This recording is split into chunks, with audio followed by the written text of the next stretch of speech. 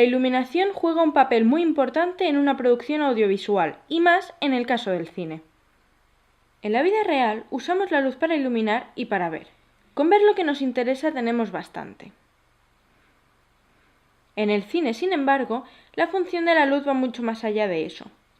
Con la luz se crean espacios, se buscan texturas, se resaltan zonas, se transmiten sentimientos y emociones como pasa con la música, por ejemplo. Todo eso conlleva un gran trabajo apenas perceptible por el espectador promedio y ayuda a que la película funcione visualmente.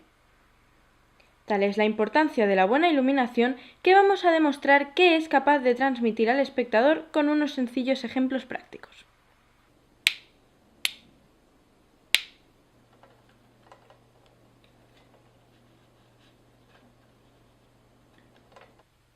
Antes de nada conviene conocer el esquema básico de luces y tener claro para qué sirve cada una. Para iluminar un espacio de manera básica, lo más frecuente es rebotar la luz en el techo u otra superficie blanca, de manera que se expanda por toda la habitación, o dirigir la luz directamente al personaje y regular la intensidad o aplicarle un difusor. Conviene que la altura de la luz sea algo por encima de los ojos para que la sombra proyectada en el rostro sea estética y forme un triángulo en la mejilla opuesta del rostro, conocido como triángulo de Rembrandt. A la luz principal le añadiremos una segunda luz conocida como luz de relleno, cuya función principal es suavizar las sombras y controlar el contraste. Si queremos una imagen dura y contrastada, conviene que el relleno sea sutil o incluso eliminarlo. Una imagen contrastada y con sombras aporta más dramatismo a la escena. Para diferenciar y despegar al personaje del fondo utilizamos un contraluz, que acentúa la perspectiva y ayuda a dar un aspecto de tridimensionalidad a la escena. El esquema más utilizado es el de 3 puntos de luz: principal, relleno y contraluz, si bien las posibilidades son muy amplias a partir de esta base. Ahora que sabemos eso, podremos modificar, eliminar o añadir puntos de luz para crear distintas iluminaciones y atmósferas.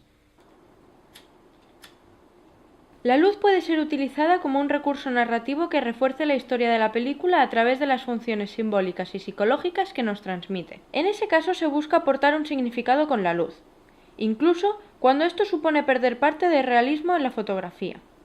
Otros estilos apuestan, sin embargo, por buscar el máximo realismo posible, utilizando la luz natural de la escena o recreándola con toda la fidelidad posible.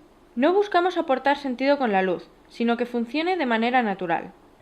En este plano hemos utilizado un contraazulado que simula la luz de la luna, y hemos aprovechado la luz natural del mechero para crear una escena dramática en clave baja. Los colores también juegan un papel importante en las emociones que se quieren transmitir al espectador. Asociamos los colores cálidos como el amarillo y el naranja a nuestra infancia, imaginación y alegría. En cambio, los colores fríos como el azul los asociamos a la noche, el frío y la tristeza. Es importante saber combinar la iluminación con otros aspectos técnicos para que la escena funcione.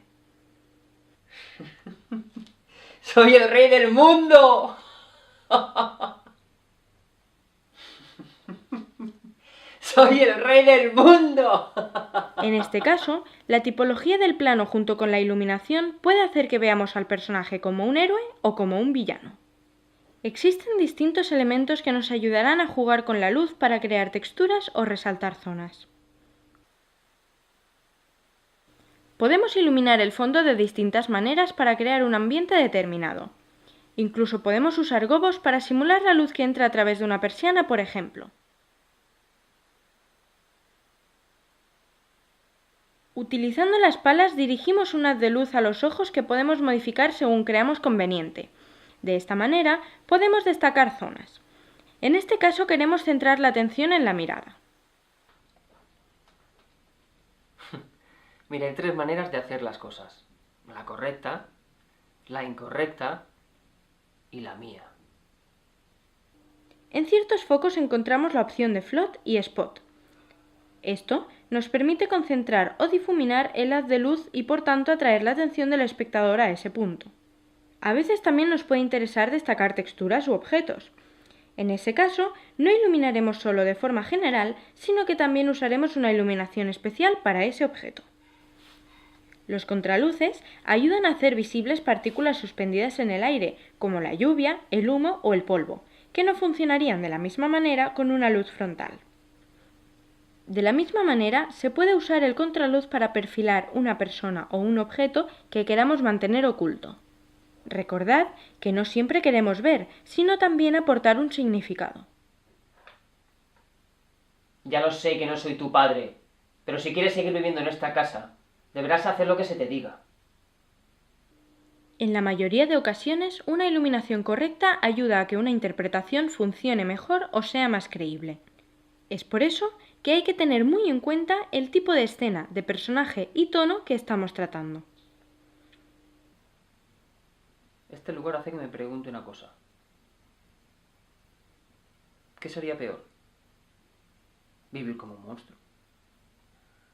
¿O morir como un hombre bueno?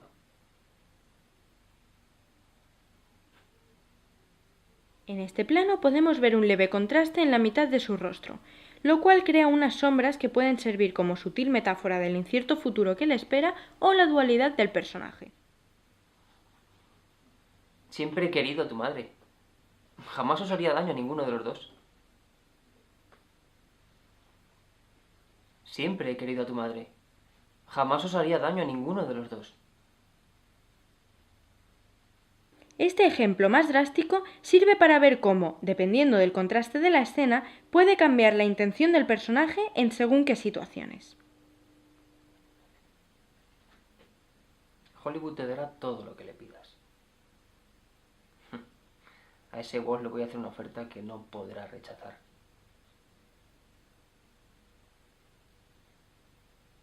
La dirección de la luz también puede determinar cómo funciona el contraste de una escena. En este caso, la luz cenital proyecta una sombra en los ojos que le da un toque de misterio y desconfianza muy propio del cine negro. Sí, todo va bien, como la seda. Y de pronto estás bajo la lluvia viendo cómo se te destroza la vida. En este último ejemplo hemos utilizado una iluminación en clave baja, con una luz principal azulada que expresa la tristeza y nostalgia de la frase y un contranaranjado que forma un contraste entre colores opuestos y funciona visualmente. La temperatura de color no es otra cosa que el color de la luz. La luz tiene una composición espectral y según sea esta diremos que tiene una temperatura de color u otra, es decir, unas luces serán más cálidas y otras serán más frías. La unidad de medida que utilizaremos para medir este color de la luz son los grados Kelvin, a pesar de que no estamos hablando de temperatura, sino de color. Una bombilla de nuestra casa emite una luz más cálida que la luz que emite el sol, que es más fría. Las diferencias en el color de la luz las vemos mejor si las comparamos unas con otras. Veis que Débora está iluminada por dos fuentes de luz de temperaturas de color distintas. Una es más cálida, tiene una temperatura de color de 3200 Kelvin y la otra es más fría, tiene una temperatura de color de 5600 Kelvin. Cuanto más cálida es una luz, más baja es su temperatura de color y cuanto más fría es una luz, más alta es su temperatura de color.